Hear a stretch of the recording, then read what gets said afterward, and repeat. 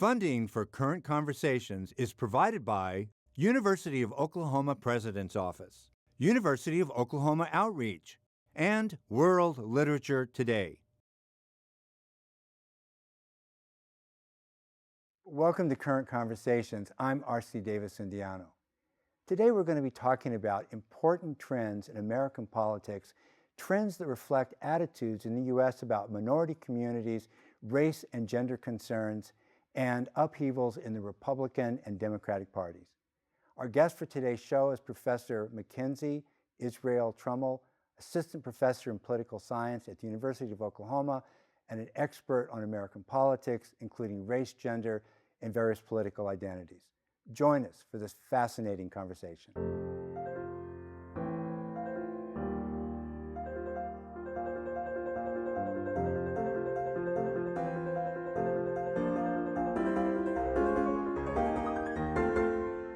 If I could take us back to about maybe a year and a half ago, it seemed that we had a pretty settled, maybe traditional presidential contest. The prior Secretary of State, Hillary Clinton, seemed to be the front runner for the Democratic Party, and Jeb Bush, ex-governor of Florida, brother of two presidents, seemed to be the front runner for the Republican Party.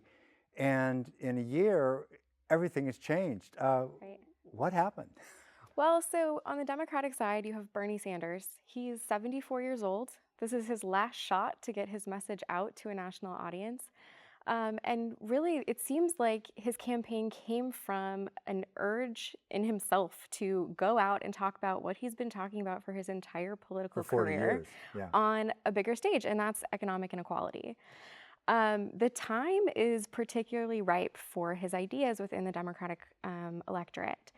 So we have the end of the Great Recession, but it doesn't feel like the end of the Great Recession for a lot of families. So people are upset and feel like they haven't recovered the way they should.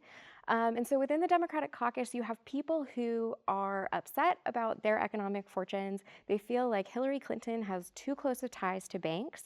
And so his message is resonating with people in his party in a way that I don't think the party establishment really thought would happen. So you have that going on the Democratic side. And then on the Republican side, we really have a revolt that started in 2009. So the Tea Party came up after the election of President Obama. And it started in these lower races, and now we're seeing it trickle all the way up to the presidency.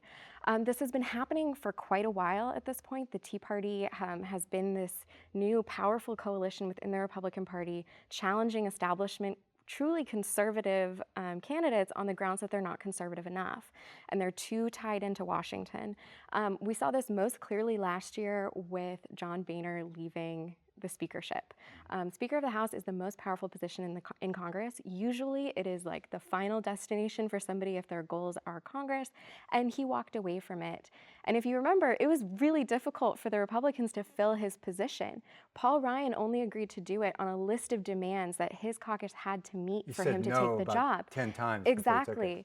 And that is shocking because this is a powerful position in government, but it really points to the fact that the coalition in the Republican Party has been divided. And now we're seeing that in the presidential race in a way that I think the party really refused to read the tea leaves that have been coming for a while. I keep hearing about all the anger among voters, and that Donald Trump is drawing from an angry demographic, and so is Bernie Sanders, and all the insurgents in the Republican side. What do we know about these angry people? Who are they? Yeah, so again, I think this goes back to a little bit of just sort of average Americans feeling like they have been taken for a ride in some way. And Bernie Sanders articulates that blame as really being Wall Street, financial institutions, corporate tax cuts. And that's what people who respond to his message believe is to blame for their current situation for economic inequality. On the Republican side, particularly with Trump, you have a very different source of blame. So the blame is being targeted at Mexico and China for dumping cheap goods in the United States, for jobs moving overseas, and it's a different group that is being blamed, but I think it has a lot of the same real roots in what's happening in terms of American politics and the economy. I don't know if this is right, but would it help to go back and just mention the fact that Pat Buchanan was trying to be a representative for the working poor, for working people. John Edwards tried to do that. I've always kind of worried that base has been uncovered, has gone uncovered. Is that the group that Bernie Sanders is appealing to, those who just feel left out of the process? I think that's true to some extent, but Bernie Sanders is also really popular with college-educated people. Absolutely. At the same time, so economics drives votes, right? People vote their economic concerns, but there are other things that can trump the economy. Sorry, Trump was not supposed to be a pun there. At different points. One of the sort of most historic ones has been working class whites who really trade their economic interests for their racial concerns and vote for candidates who are racially conservative despite perhaps not representing their interests economically. And I think that this is really the tradition of what Trump has been doing. We see it today. It's just his targets are not the historical targets that they've been in the United States where it's black interests versus white interests. We see the rise of blaming Mexicans, calling Mexican immigrants rapists and criminals, saying that we should ban all Muslims from entering the country. That's a really different mix of policy prescriptions, although some of them aren't exactly policies, so much as rhetoric, but it seems to be doing a similar thing. There was a really interesting early preliminary study that's come out showing that for Republican voters, the biggest predictor of support for Trump is actually what's called the Authoritarian Personality Scale. It has long roots in social science going back to World War II when people were trying to understand how did average people support the Nazi Party. Mussolini. Exactly. And Hitler, yeah. And so the argument has been some people are just sort of more obedient and they sort of prize and prefer obedience over other traits. And people who express this sense of obedience and obedience being a good and important thing in terms of people's behaviors really like Donald Trump. And I think that makes sense if we think about the sort of policies that he's really putting out there. All of what you described would seem to be pretty bad news for Hillary Clinton or somebody who seems to represent the establishment. I mean, there's really one establishment figure and everybody else is an insurgent. I guess that's the way it's lining up, right? Well, to some extent. It seems that Hillary Clinton's in a much better position as a Democratic establishment candidate than the Republican establishment candidates are. If we think about who was supposed to be like the heavy hitters in the Republican nomination process, it was supposed to be Chris Christie, Jeb Bush, people who have sort of solid roots in the Republican establishment, and they haven't been able to get traction in advance. And part of that is really the sort of heavily anti-establishment bent within the Republican Party. It's there in the Democratic Party. Bernie Sanders supporters feel that the Democratic establishment is not responding to them, but it is definitely stronger within the Republican electorate right now. You've talked about Bernie as a kind of insurgent force in the Democratic Party. But I think people are particularly struck by the drama of the conflict that's going on in the Republican Party. Absolutely. And it all so much of it seems to be around Trump and Cruz. Why is the party so conflicted? What's going on with the Republican Party? So, I mean, again, to some extent, this goes back to the Tea Party. The Tea Party was really exciting for Republicans at the time it started. It had energetic, deeply conservative candidates who were energizing to voters.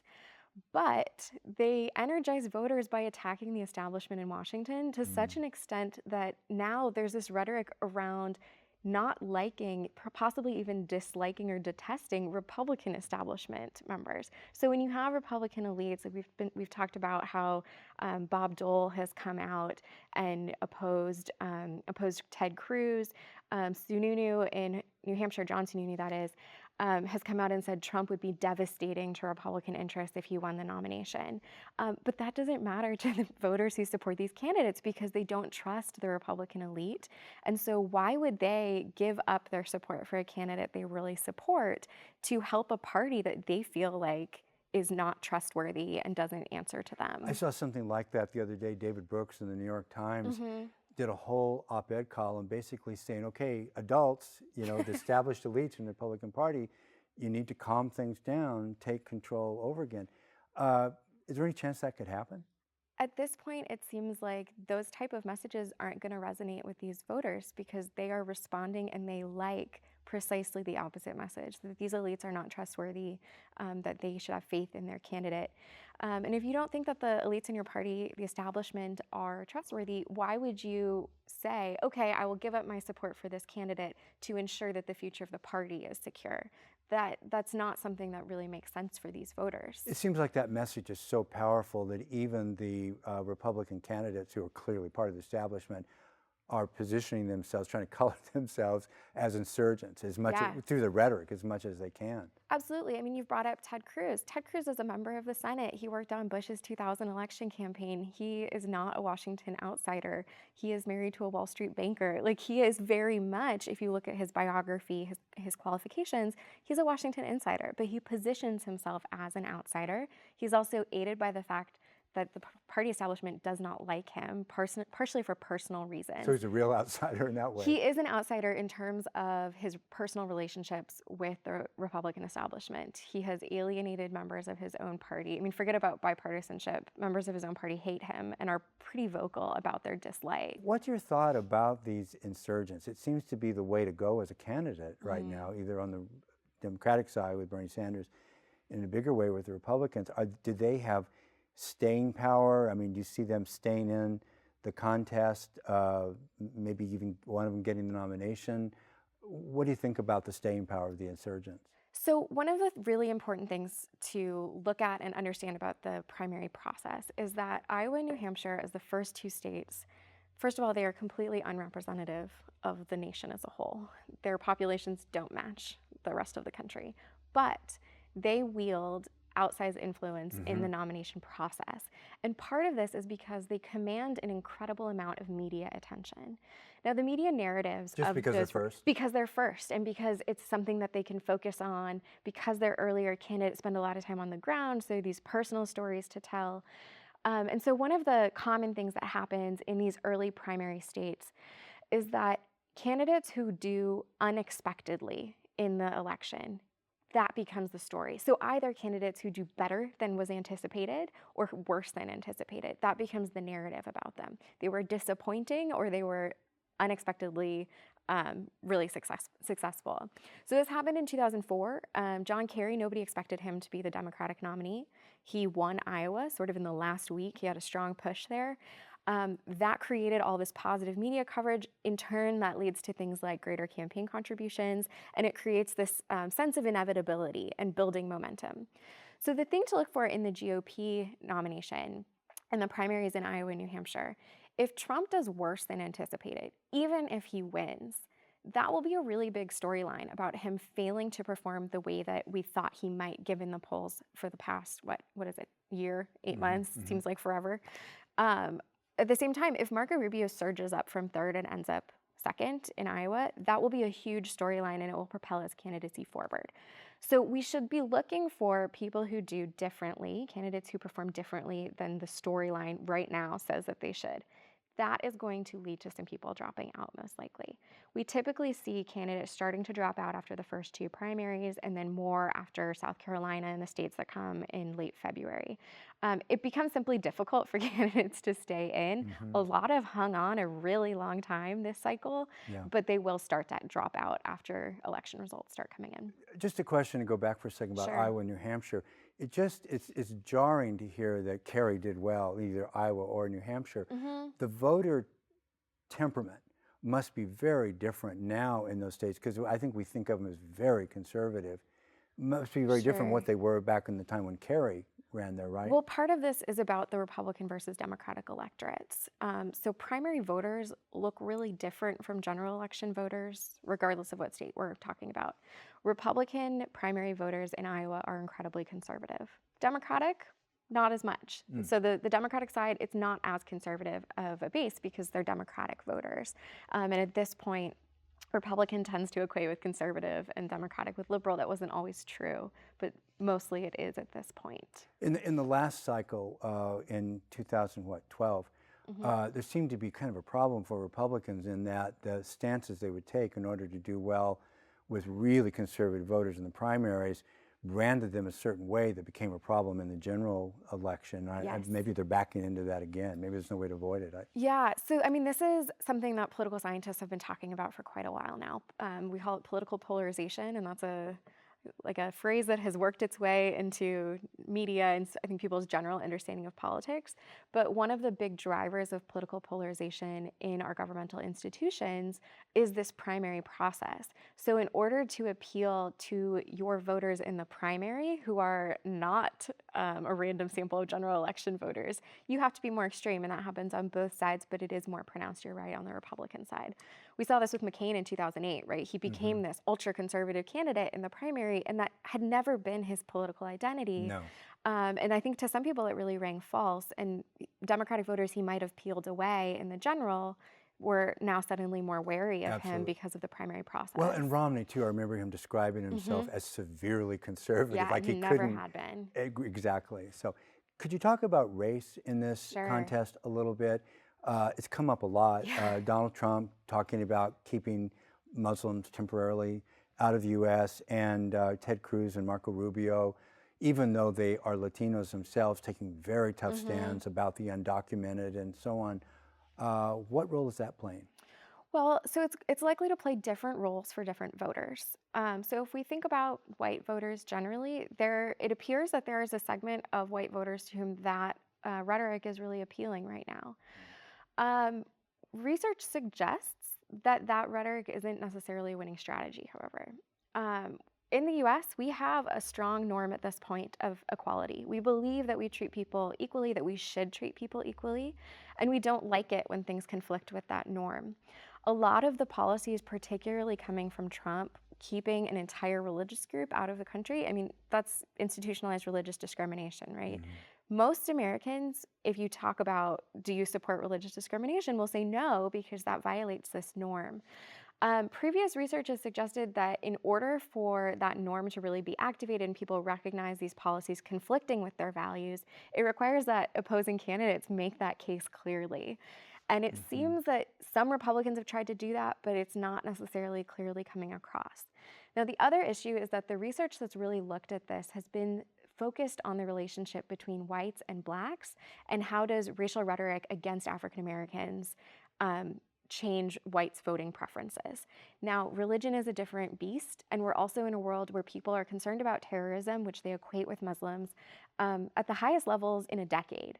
So it's not necessarily clear that what we would anticipate being the winning strategy for an opposing candidate to say, hey, this policy really conflicts with our norms and values as Americans, we shouldn't support it. It's not clear that that's going to work in this context to the same way. So this could be a dangerous strategy that just Trump hasn't seen the outcome of it yet. But yeah, that's possible. It's a dangerous strategy that could pay off for him, or it could really backfire depending on how well those who oppose him frame their response. And let me go back about something you said, and I don't know how, what we know about these groups individually, so maybe you could fill this in. Would it be communities of racial minorities that would respond in a negative way to all this talk about race? Or are you saying also that conservative whites would draw the line there, and they kind of feel like they're going too far if they feel that people are being discriminated against, that sense of fairness that you talked about in America? Yeah, I think it's both. Okay. Previous work has really suggested that this type of threatening language targeted towards racial or ethnic groups and possibly religious groups has the possibility to turn people off of the party brand. This happened in California in the 90s with really conservative anti-Latino, anti-immigrant policies that were coming out. And it not only turned a lot of Latino voters who had been trending Republican away from the Republican Party, and people have argued delivered them to the Democrats in that state, but it also moved a lot of sort of more racially liberal Republicans away from the party. So you saw across the board these groups moving away from Republicans. I think this is what you see the Republican elite really being afraid of right now. They are terrified that this primary season has damaged their brand irreparably with minority communities who are making up an increasing portion of the electorate. After the 2012 election, the Republican elite commissioned a report specifically asking how they could win and what went wrong in the 2012 presidential election. And the major conclusion was that the Republican Party has to appeal to Latinos. Latinos are an increasingly important part of the electorate. Romney got about 23% of the Latino vote. Estimates suggest that the Republican nominee, if they want to win this cycle, they need 47% of Latinos to support them. It is really unlikely at this point that the Republican Party is going to be able to pull that because of some of the rhetoric, particularly coming from Trump, but even some of the more conservative rhetoric coming from some of the other candidates. It's a hard sell to Latinos at this point. So if we're going to draw a map of the electorate, would it be pretty safe to say that there are these ethnic communities that are pretty much gone, probably gone for this election as far as supporting a Republican nominee? Latinos, the Arabic community in the U.S., probably other ethnic communities see kind of writing on the wall, this may not be a good thing for them. Do you think they're probably gone? Yeah, I mean, some portion of those groups will still support Republicans. No one ever goes 100% for either side, but it is very unlikely that the Republican Party will be able to garner significant support from these communities at this point. And I think sort of going back to your last point, actually, Ted Cruz has managed to win in Texas and Marco Rubio has managed to win in Florida, but the Hispanic populations in those states don't look like the Hispanic populations elsewhere. Hispanic turnout in Texas is really quite low.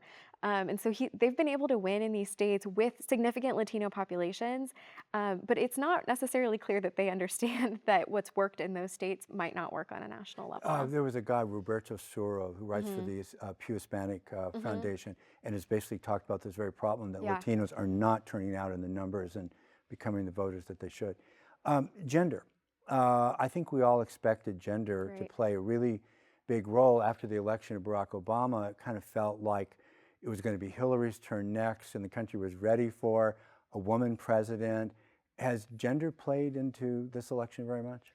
Yes and no. Gender is always important in elections because women turn out to vote at higher rates than men. So women make up a disproportionate amount of the electorate. For communities of color, it's even higher. And this is partially because men of color are disenfranchised at disproportionate rates relative to white men with felon exclusion laws that vary by state. So women make up an incredibly important portion of the electorate. That said, women behave in very diverse ways. So while women are more likely to be Democrats, white women are actually more likely to be Republicans.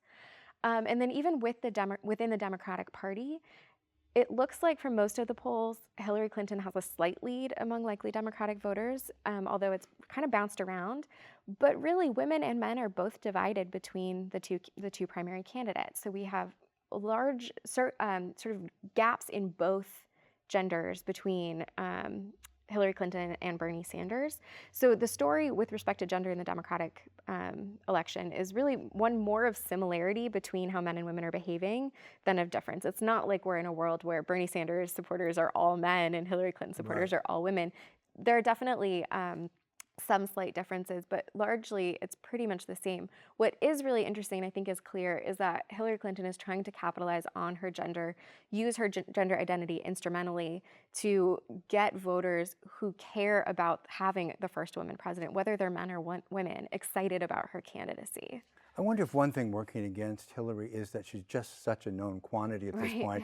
People may not even think of her so much as a woman as the Secretary of State and the person that tried to get health care going in the first Clinton administration, and she's just very familiar to everybody. She is very familiar. So, I mean, to some extent, there's not a lot of questions about what you're getting with her. People feel like they know pretty well. And Carly Fiorina does not seem to have gotten a bounce out of much of anything she did, really. No, she had a bounce for a little while, and it's really declined. She's polling quite poorly at this point, and it doesn't look like Republican women are very excited about her at all. They really aren't supporting her at much higher rates than are Republican men. There's a slight gap in Trump's support on gender, but he still has a lot of women who support him in the party. When Hillary Clinton last ran against Barack Obama for the presidency, maybe I missed something and you can help me, but I don't remember the Bill Clinton factor, the misbehavior with women, et cetera, really coming up as much of an issue. And it seems to be like this time around on the verge of exploding, where Trump keeps saying, I'm going to be talking about it, and so are other people. Is that poised to hurt Hillary? And if you have any thoughts, why didn't it come up the first Yeah. time and it's coming up now? Well, I think there's a couple of points to your question. So I think at this point, it has that message that, Hillary Clinton is anti-woman when it comes to protecting her husband's legacy and her own political future. I think that message hasn't yet taken root in the Democratic electorate. It might, but I don't think it quite has yet, at least not to the extent that it's sort of overshadowing everything else that's going on for her.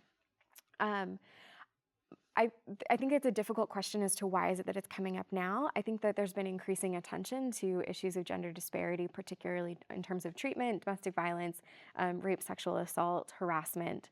So I think as those issues get talked about more and more, as young women really organize around some of those issues, I think it's deeply disconcerting to a lot of liberal women that she hasn't taken a strong an open stance against what her husband's accused of doing, and in particular that she has said some of these women are lying. I don't think that that plays super well with a lot of women who deeply care about these issues. That said, caring about these issues might not keep people from voting for her because those tend not to be the issues that people base their votes on. So I think it is really disappointing to a lot of women, but I'm not sure that it's changing their vote. Fearless forecast. Let me put you on the spot. Okay. A couple of things if you want to talk about it. We just have a couple of minutes that you think is likely to happen between now and the presidential election that may surprise people, that will have some impact. And when they see it happen, they'll remember they heard it first here from you. Well, I don't know if it's necessarily going to happen, but Michael Bloomberg's been talking about having a third party run. This has only come out in the last few days, and he's talking about exploring. He said he won't do it if Hillary Clinton is the Democratic nominee because he doesn't think he could win, but he would if it was a Bernie Sanders versus Trump type situation. If that happens, I think he's likely to peel votes from both parties in a way that we have not seen from third party candidates. And I think if that happens, we are likely to have the parties trying to reassert control over the nominations process and reestablish that control within the party itself instead of within the electorate. So if that happens, I think it could deeply shake up the way that the party nomination process happens and try to sort of centralize control back within the party. Real chaos. Exactly. Mackenzie, thank you so much for this great discussion. Thank you for really having appreciate you me. being here. I want to thank you for being with us today. Please join us next time for more current conversation. Thank you for watching.